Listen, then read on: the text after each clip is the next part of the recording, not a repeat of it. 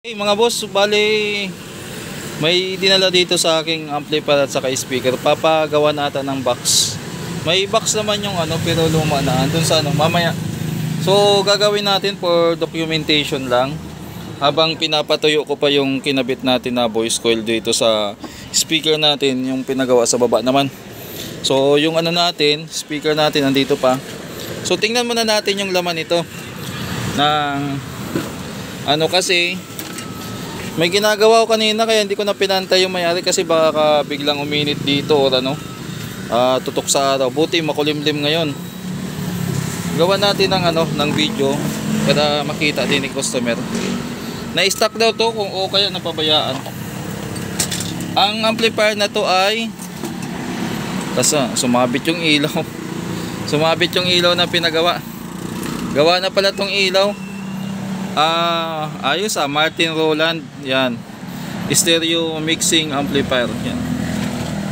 Okay, so buksan ko muna to, pero set up ko muna yung camera o yung phone para meron tayong ebidensya o kaya tawag dito, ano tawag yan, resibo, kumbaga katunayan na ngayon pa lang natin bubuksan. Tama ba? Parang ang ano naman ang ano natin, camera natin. Dito kaya natin ilagay. Pangit din. Pangit din yung anggulo. So ito na nga lang talaga. So buksan muna natin. Ang dami kong kalat dito. Gumawa kasi ako ng box.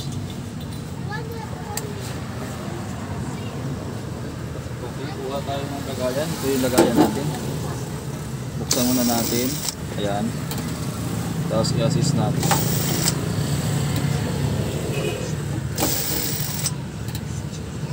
Silipin lang natin yung loob kasi baka kinalawang o ano. So alam niyo naman yung mga amplifier kapag na-stock. Ito nga yung speaker terminal talagang ano na. Sira na rin, oh. Ayaw na gumana. Nabasag na. Naka-ano siya. Naka-i terminal, oh. Para walang kawala. Pwede naman dyan kahit ano lang. Hook lang. Pero ayusin natin to.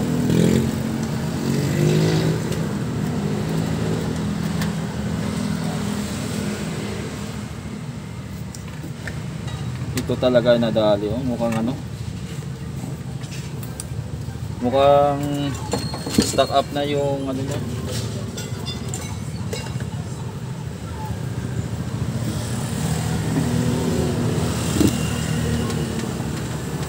Sira na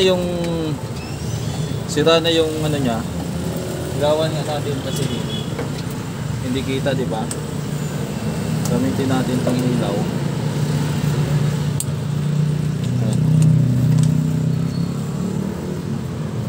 Napingas na. So buksan natin yan.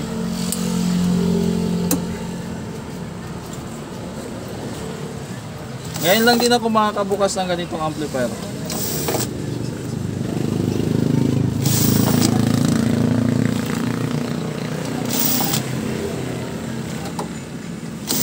Dokumento ko lang kasi wala dito yung may-ari. Para ano, para kita niya na binuksan natin.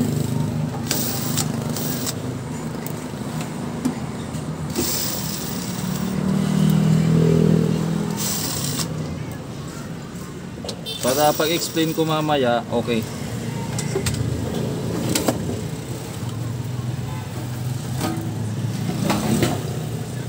So maganda. Ito yung laman niya. Lapit tayo. Ito yung laman niya mga boss. Capacitor 680. May mga kinalawang na rin na ano eh. So yun. Pakita natin yung ilaw. Gamitan natin ng ilaw. Yan. Pinagkakalawang na rin yung mga piyesa nito, oh. Ayan, oh. Pero ano to, maganda-ganda na rin. Ayan yung pinakalaman niya. So picturean ko yan, tapos isend ko sa may-ari para mamaya kung ano, maabisohan ko siya kung anong gagawin. So tabi muna natin to, then proceed tayo dun sa speaker. So putol ko muna. So ito yung dala nila kanina, yung speaker na dalawa. Medyo napabayaan daw. Yan, bubuksan lang natin to para makita natin kung tawag dito, kung wala namang damage yung tweeter gumagana. I-check upin lang natin. O lagay ko muna dito yung ano, camera.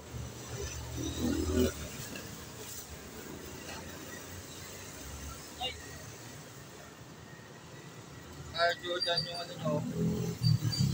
Dito lang ito.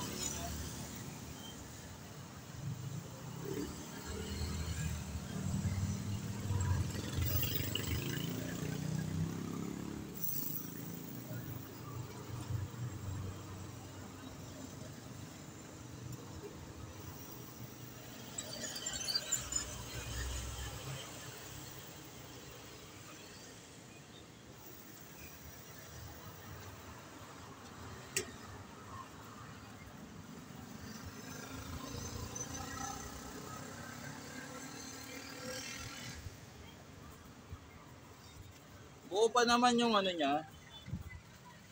Kaya lang po may konting sabit na yung ano nyo. Ito may punit na yung ano.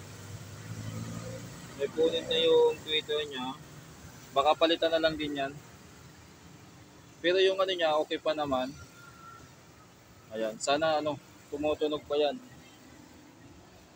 I-testing ko na lang yan mamaya. Kung ano. So balik ko muna.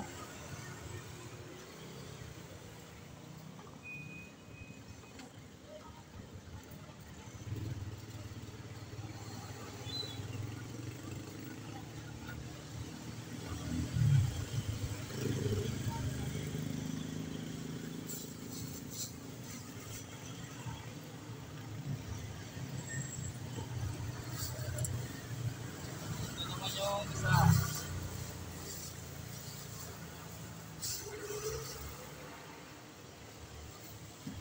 Talagang ano, yung isa talagang nabulok na yung ano, pinasok na ata ng ano, ng daga, oh.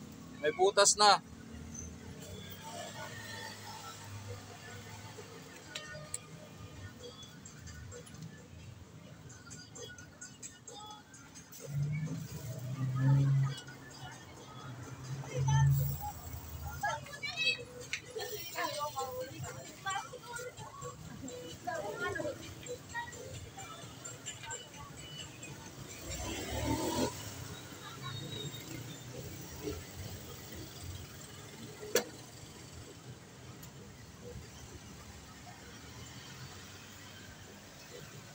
May patay na daga.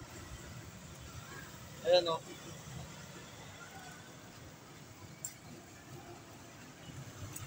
So ito walang sayad. Kaya lang punit na yung mga cone ng tweeter. Kailangan na sigurong palitan. So kausapin ko yung may-ari. So saglit lang mga boss, nag-usap na kami ng may-ari. Kakalasin ko lang tong tweeter.